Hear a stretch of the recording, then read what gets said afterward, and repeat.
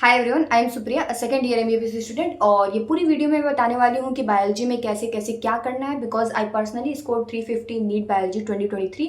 और जितनी भी चीज़ें बताऊँगी बहुत जेन्युइन बताऊँगी, एंड तक वीडियो देखना, बहुत ज़्यादा हेल्पफुल होने वाली है। और हाँ, चैनल सब्सक्राइब कर लेना, because you are going to lose a very genuine YouTuber. End तक सुनना, कुछ ना कुछ तो सीख के ही जाओगे। बहुत दिन से मेरी वीडियो नहीं आ रही थी क्योंकि मेरे एग्जाम्स वगैरह चले थे, पर फाइनली अब सब कुछ ओवर हो चुका है, तो तुम अब मेरे साथ जुड़ जाओ। So I think I am able to guide you कि मैंने लास्ट 2 मंथ में किया किया था और पूरे साल भर क्या किया था। ठीक है, तो सबसे पहले अगर तुम्हारी प्रिपरेशन में अगर 250 भी क्रॉस कर रहे हो ना बायोलॉजी में, बहुत है। यहाँ से तुम 2 महीने में ना बहुत ज़्यादा ग्रोथ कर सकते हो। ठीक है, क्योंकि मेरा कोर सब्जेक्ट, मेरा इंटरेस्ट ऑफ एरिया था फिजिक्स और केमिस्ट्री। बायोलॉजी में कम ध्यान देती थी, तो मेरे इसी के अराउंड नंबर आते थे। पर लास्ट के 2-3 महीने में ना मैंने इस तरीके से अपना स्ट्रेटजी स्विच किया कि मेरे स्कोर जाने लगे 330 तक। तो एलन में आते थे, और एलन में इतना आ रहा है, तो I think you are going to score a very good marks in NEET. तो सबसे पहले मैं बताऊंगी स्टार्टिंग में। देखो, अब तुम्हें तुम्हें अभी क्या करना है, तैयारी करना है कि नीट के 2 दिन पहले तुम्हें क्या पढ़ के जाना है। तुम्हें अभी से तैयारी करना है। जैसे अभी तुम जितने भी मॉक टेस्ट दे रहे हो, जो भी कर रहे हो, तुम एनसीईआरटी रीडिंग तो करते होगे। एनसीईआरटी रीडिंग करते वक्त बीच बीच में जो भी, मान लो कोई एक पर्टिकुलर पेज है, उस पेज में कोई भी अगर मान लो ग्राफ का कुछ दिया हुआ है, या फिर s is equal to z a square जो भी था वो लिख लो। तो जितनी भी चीज़ें हैं एनसीईआरटी के बगल में लिखते जाओ, लिखते जाओ, लिखते जाओ। तुम्हें अभी से ये सब तैयार करना है ताकि तुम नीट के 2 दिन पहले ये पूरी चीज़ें किनारे वाली देख पाओ। क्योंकि यार ऑब्वियस है, तुम पूरी एनसीईआरटी की बुक नीट के पहले मतलब पढ़ सकते हो, लेकिन बहुत मोनोटोनस हो जाएगा। लाइक तुम ऐसा लगेगा कि बस रीड कर रहे हो, दिमाग में कुछ जा नहीं रहा है। ठीक है, वो पैसिव रीडिंग हो जाएगी। पर एक्टिव रीडिंग ऐसे होगी कि तुमने जो भी उस पेज में जितने भी कंटेंट्स लिखे हैं, लाइक तुम्हारा कुछ भी अगर वहाँ पे कोई ईयर लिखा है या फिर कोई ऐसे कुछ एक्ट लिखा हुआ है, उसको तुम साइड में लिखो, और उसका छोटे छोटे पेज में ऐसे पूरा कहानी लिखना है। तो जैसे कि जितने भी गैमेटोफाइट का जो एग्जाम्पल है, जितने भी चीज़ें हैप्लॉइड, स्पोर, डिप्लॉइड, जितनी भी चीज़ें साइड में लिख लो। और प्लीज़ नीट में डायग्राम्स जरूर पढ़ के जाना। डायग्राम्स में ऐसे ऐसे क्वेश्चन आ जाते हैं ना, कभी कभी ना वर्ड्स में वो फॉर्म करके दे देगा डायग्राम्स में जो भी दिया हुआ है। ठीक है, कि इसके पास स्पोर्स है या नहीं। अब देखो, तुम्हारा टॉपिक में, मेन टॉपिक में नहीं लिखा है, पर डायग्राम में दिखा रखा है स्पोर्ट्स, तो वो आ सकता है नीट में। तो इस तरीके से भी क्वेश्चन आते हैं, बहुत हाई लेवल के क्वेश्चन आते हैं, क्योंकि हमें दोनों को लिंक करके पढ़ना होता है। तो ऐसे भी क्वेश्चन आने के चांसेस होते हैं। मैं तुम्हें देखो, पूरा मैं फुल स्कोर करने की बात कर रही हूँ। ठीक है, तो ये सब छोटी छोटी चीज़ें भी तुम्हें ध्यान देनी पड़ेंगी। और प्लीज़ ये सब चीज़ें तुम अभी से तैयार करो ताकि तुम नीट के 2 दिन पहले ये सब पूरी चीज़ें पढ़ पाओ। ठीक है, और जैसे कि तुम क्या कर सकते हो, मैंने एक और चीज़ किया था एंड में। जब भी मान लो मेरे बायोलॉजी में 250 आए थे, ठीक है, तो नीट के 3-4 महीने पहले की बात है। ठीक है, तो उस टाइम पे मैंने क्या किया था कि मैंने सिर्फ फुल सिलेबस मॉक्स बायो का ही देना शुरू कर दिया। ठीक है, पूरा मैंने पेपर इकट्ठा किया, जहाँ से भी पेपर इकट्ठा हो सकता था। बायोलॉजी मुझे, मेरे पास एलन के भी स्कोर्स पेपर्स थे, और भी इंस्टीट्यूट के, लाइक मैंने टेलीग्राम से भी कुछ निकाल रखा था, तो उससे मैं सिर्फ बायो अटेम्प्ट करती थी फुल। और उसको मैं फिर उसको मैं एनालिसिस करती थी, उसमें जो नेगेटिव हो रहा है वो टॉपिक जाके दोबारा पढ़ती थी, और उसके अगल बगल जो टॉपिक है ना वो भी पढ़ लेती थी। ऐसे गो थ्रू हो जाती थी ना रिवीजन से। तो मेरा एट दी एंड में मेरी पूरी एनसीईआरटी मेरे दिमाग में चलने लगी थी। ठीक है, तो तुम इस तरीके से करोगे ना, तो तुम लाइक तुम 1 महीने में ना तुम उसका इम्पैक्ट देख सकते हो। मैंने जेन्युइनली अपने नंबर में बहुत इंक्रीज, ग्रोथ ऑफ एनहांसमेंट देखा है। पर एक और चीज़ है, अगर मेरे 250-300 तक आ रहे थे इतने महीने पहले, तो मैंने उसके पहले बहुत मेहनत किया था, तभी यहाँ तक पहुँचे थे। तो मैंने क्या किया था, मैंने मैम के लेक्चर देखे थे। जैसे यूट्यूब पर बहुत अवेलेबल लेक्चर्स होते हैं, तो तुमको सिर्फ लेक्चर इसलिए देखना है ताकि तुम एनसीईआरटी की रीडिंग गो थ्रू एक बार में पढ़ के अच्छे से समझ पाओ। ठीक, सिर्फ इसलिए लेक्चर देखना होता है। लेक्चर देखने का मतलब बायो में कोई ऐसा सच नोट्स बनाने का कोई इंपॉर्टेंस नहीं है। बायो में मैं बोलूँगी नोट्स मत बनाओ। एक बार तुमने मैम का सुन लिया, सर का, जहाँ से भी पढ़ रहे हो वहाँ से सुन लिया, आप डायरेक्ट एनसीईआरटी पे आ जाओ। मैं तो बोलूँगी सर जो नोट्स भी बनवा रहे हैं ना, वो भी पढ़ने की जरूरत नहीं है, तुम डायरेक्ट एनसीईआरटी रीड करो। ठीक है, जो भी आएगा तुम्हारा एनसीईआरटी से ही आएगा। एक क्वेश्चन नीट में बाहर एनसीईआरटी के नहीं रहता है। तुम्हें लगता होगा कि यार ये चीज़ एनसीईआरटी मेंशन नहीं थी, पर तुमने गलती किया। जो डायग्राम्स थे, पैराग्राफ थे, छोटे से बॉक्सेस में जो भी थे, नीचे कुछ लिखा हुआ था, वहाँ से क्वेश्चन फ्री हो जाते हैं। जैसे कि जब मैंने नीट दिया था तो उसने पे वो ऑटोसोमल डोमिनेंट डिजीज आ गया था, मायोटोनिक डिस्ट्रॉफी वाला। तो वो तुम्हारा देखा जाए तो जेनेटिक्स में वो तुम्हारे उसके नीचे दिया हुआ है एक मतलब एक पेडिग्री चार्ट के आई थिंक नीचे दिया हुआ है। तो वो दिमाग लगाना पड़ेगा तुम्हें। पेडिग्री दे करके पूछ लेगा ये कौन से डिजीज का है। तो थोड़ी थोड़ी चीज़ें जाननी होती है, और बहुत हाई लेवल की चीज़ें मत जाना। जैसे कि पेडिग्री तुम पढ़ने लगे तो ऐसा नहीं कि तुम बहुत कुछ एक्स्ट्रा जान रहे हो, कुछ एक्स्ट्रा नहीं आने वाला है। सेम एज इट इज़ जो एनसीईआरटी में पेडिग्री लिखा हुआ है सिर्फ वही आएगा, उससे बाहर कभी नीट अपना दिमाग नहीं लगाता है, कोई बहुत मॉडिफिकेशन नहीं करता है। जो एनसीईआरटी में है सिर्फ उसी का मॉडिफिकेशन, भाई उसको भी जवाब देना है। अगर वो पेपर बाहर से बना रहा है तो ऑब्वियसली वो उन्हीं बच्चों के लिए पेपर बना रहा है जो 12th करके जा रहा है, तो वो एक्स्ट्रा क्वेश्चंस नहीं देगा, उसको भी जवाब देना पड़ता है, उसके पास भी प्रेशर है कि वो क्यों ऐसे हाई लेवल के क्वेश्चंस दे रहा है। तो तुम दिमाग लगाओ, तुम सिर्फ 12th ही किए हो तो तुम ना एटलीस्ट जो तुम्हारे लेवल में है ना, एटलीस्ट उसको तुम 100% स्ट्रॉन्ग करो, ठीक है। और मैंने क्या किया था स्टार्टिंग में, जब मैं एलन के नोट्स पढ़ती थी, जो भी टीचर पढ़ा रहा है बायोलॉजी में वो सुनती थी और एलन के नोट्स पढ़ती थी, पर ऑन एंड ऑन देखा गया तो मेरे नंबर नहीं बढ़ते थे, ठीक है, क्योंकि एलन के नोट्स इज़ लाइक बहुत अच्छे होते हैं, जेन्युइनली मैं बोली बहुत अच्छे होते हैं, पर वो नीड नहीं है। तुम अगर सर का सुन लिए, इतना अच्छे से सर पढ़ा दिए, तुम जा करके अगर घर पे एनसीईआरटी पढ़ लेते हो तो वो सबसे ज़्यादा पावरफुल वेपन तुम्हारे पास हो जाएगा। अगर रेदर देन तुम नोट्स पढ़ रहे हो, एक्स्ट्रा चीज़ें सीख रहे हो, एक्स्ट्रा चीज़ें सीख करके नीट में खुश मत होना।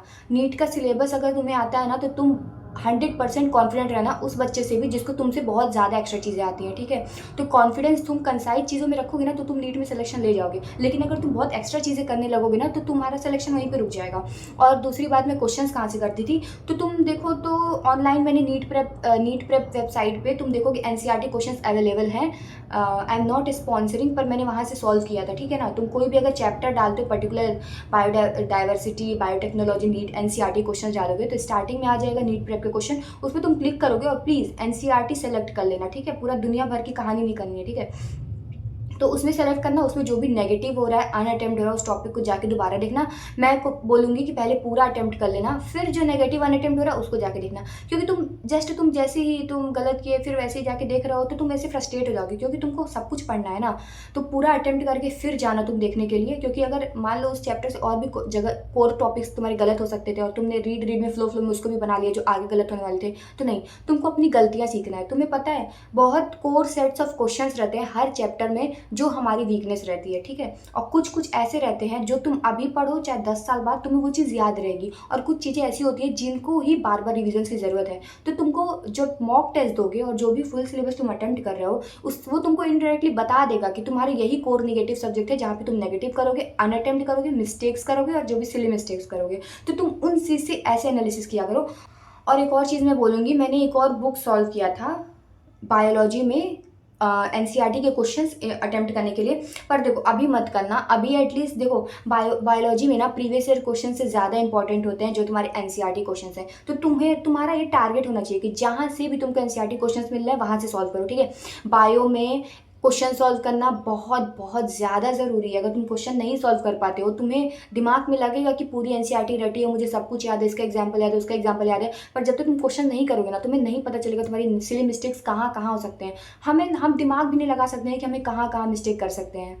तो वो सब नेगेटिव पॉइंट्स तुमको उससे पता चल जाएगा जब क्वेश्चन सॉल्व करोगे। तो कभी कभी ना हमें किसी भी कोर टॉपिक तुम पढ़ रहे हो बायोलॉजी में, तुम्हें बिल्कुल कॉन्फिडेंट आ गया कि ये मुझे बहुत अच्छे से आता है, पर तुम क्वेश्चन करोगे ना तो तुम सिली मिस्टेक नेगेटिव कर दोगे। और वहीं तुम नीट का क्वेश्चन करोगे ना, प्रीवियस ईयर क्वेश्चन, तो तुमको वहाँ पे और लगेगा कि यार इसमें इतना अच्छे से पढ़ा फिर भी कैसे नेगेटिव हो गया इसमें। तो ये चीज़ें ना, तुम जब ज़्यादा मल्टीपल क्वेश्चंस करोगे ना, तो तुम्हारा ऑलरेडी वो कॉन्फिडेंस बिल्डअप हो जाएगा, तुम्हें सारी इसकी हरकतें पता लग जाएगी, वो यहाँ नेगेटिव करा सकता है, वो यहाँ मुझसे इनकरेक्ट करा सकता है, तुम्हें सारी बदतमीजी पता लग जाएगी एनडीए की कि ये मेरा कहाँ दिमाग घुमा सकता है। जैसे कि एक नीट में क्वेश्चन आया था वो फॉस्फेट डीएनए बॉन्ड्स वाला, तो मैंने फॉस्फोरिक एसिड नहीं देखा तो वो मेरा नेगेटिव हो गया था। तो ये चीज़ तुम पता है कैसे सही कर सकते हो, तुम मल्टीपल क्वेश्चन दोगे ना, तो तुम्हें सारी हरकतें शैतानियाँ पता लग जाएंगी, कहाँ कहाँ गलती करा सकता है, ठीक है। तुम्हारा दिमाग ऑलरेडी स्ट्रांग हो जाएगा कि यार यहाँ गलती हो सकता है, यहाँ वो नेगेटिव करा सकता है मेरे से।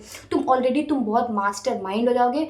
एंड द लास्ट वन, सबसे ज़्यादा मोस्ट इंपॉर्टेंट थिंग, नीट के पहले तुमको पूरा 11th-12th की बायोलॉजी एक बार देख कर जानी है, ठीक है। मेरा एक क्वेश्चन जो गलत हुआ था इसी वजह से हुआ था, जो मैंने एनसीईआरटी रीडिंग लास्ट में कुछ ही चैप्टर्स की थी, मैंने पूरा ऊपर मैंने साइड में लिख रहा था, तब भी मैंने उसको नहीं पढ़ा था यार। मेरा ठीक है यार, कोई और दिक्कत, मेरे हेल्थ भी इश्यूज़ थे, तो उस वजह से मैंने वो चीज़ नहीं पढ़ा था, मुझे बहुत अभी भी गिल्ट होता है। तो प्लीज़ तुम लोग वो मत करना। अगर एनसीईआरटी पूरी पढ़ रहे हो, साइड में लिखे हुए, तो प्लीज़ वो सब पूरा एक बार देख करके जाना, क्योंकि मैंने बहुत बेसिक्स गलती की थी। वो रेस्पिरेटरी क्वेश्चन में मैंने कुछ आरडी कुछ क्वेश्चन था उसमें मैंने गलती किया था। तो मुझे इतना अपने एनालिसिस से मुझे लग गया कि अगर मैंने लास्ट नीट के 2 दिन पहले अगर ये देखा होता ना, तो मेरी वो भी गलती नहीं होते। आई थिंक कि मेरा फुल स्कोर गया होता बायोलॉजी में। तो प्लीज़ तुम ये गलतियाँ मत करना जितना मैंने बताया है, और ट्रस्ट मी, तुम इतना कर लोगे ना बहुत है। और बहुत इधर उधर मत भागो, क्वेश्चंस करो। बायोलॉजी में क्वेश्चंस करने बहुत ज़्यादा ज़रूरी है। प्रीवियस ईयर क्वेश्चंस मैं उतना नहीं कहूँगी, प्रीवियस ईयर क्वेश्चन तुम रिसेंट के 5-10 साल के कर सकते हो, क्योंकि पहले तुम्हारे क्वेश्चन स्ट्रेट फॉरवर्ड आते थे नीट में, ठीक है, स्ट्रेट फॉरवर्ड आते थे। और आई थिंक बाहर के भी कुछ आते थे, क्योंकि मैंने सॉल्व किया था ना, तो मुझे वो जेनेटिक मैपिंग वगैरह के भी क्वेश्चन दिख जाते थे, तो वो सब अब नहीं आते हैं। तो अभी के लिए तुम सिर्फ और सिर्फ 10-15 साल के कर सकते हो, ठीक है। और 10-15 साल के भी नहीं करके अगर एनसीईआरटी के तुम क्वेश्चंस कर रहे हो ना बेस, तो वो भी चलेगा। अभी के लिए कर लेना 10 साल के, ठीक है। या फिर मैं तो कहूँगी 10 साल छोड़ो, रिसेंट 5 साल के कर लेना, ठीक है। रिसेंट 5 साल में ज़्यादातर एजर्शन रीजन वाले क्वेश्चन हैं, बहुत घुमाऊ क्वेश्चन है, तो वो करोगे ना तुम्हारा दिमाग खुलेगा। और कभी भी एजर्शन रीजन सॉल्व करते हो ना, तो एजर्शन पढ़ने के पहले रीज़न ढक करके खुद के दिमाग में रखो, वाई ये क्यों हो सकता है। क्योंकि जब तुम एजर्शन रीज़न एक साथ पढ़ लोगे ना, तो तुम्हें लगेगा कि यार ये तो इसके आंसर, यार ये तो ये भी सही लग रहा है, ये भी सही लग रहा है, ये भी सही लग रहा है। तो ये सब सारे अटेम्प्ट्स होते हैं। चलो मैं एक और वीडियो बनाऊंगी जिसमें तुम्हें बताऊंगी कि एजर्शन रीजन्स कैसे डील करने हैं उस सारे क्वेश्चंस को। तो क्योंकि मैंने जब भी नीट दिया है तो उसमें एजर्शन रीजन वाले क्वेश्चन बहुत ज़्यादा आए थे जिस टाइम मैंने दिया था। तो फिर मुझे इतना तो पता लग गया था कि इसको किस तरीके से करना है, ठीक है। तो चलो नेक्स्ट वीडियो में मिलते हैं, और चैनल सब्सक्राइब कर लेना, it will help you a lot, बहुत हेल्प मिलेगी तुमको मेरे से। और चलो ठीक है, वीडियो अच्छी लगी तो लाइक कमेंट शेयर कर देना, and please try to support me, और अपने फ्रेंड्स में शेयर कर देना टू होम जिसका भी आप वेलनेस चाहते हो। और चलो ठीक है, मिलते हैं नेक्स्ट वीडियो में। और कोई भी और डाउट्स हो तो कमेंट्स में लिख देना, मैं कमेंट्स देखूंगी और मुझे जो भी रेलिवेंट लगता है मैं उस पर वीडियो बना देती हूँ। चलो ठीक है, बाय, ऑल द बेस्ट। दिन भर पढ़ो और पूरा एनसीईआरटी पूरे दिमाग में उतारने की कोशिश करो, और छोटे छोटे पॉइंट्स में लिखो जिसको तुम दोबारा पढ़ सको, और हाँ क्वेश्चन सॉल्व करो। चलो ठीक है, बाय बाय।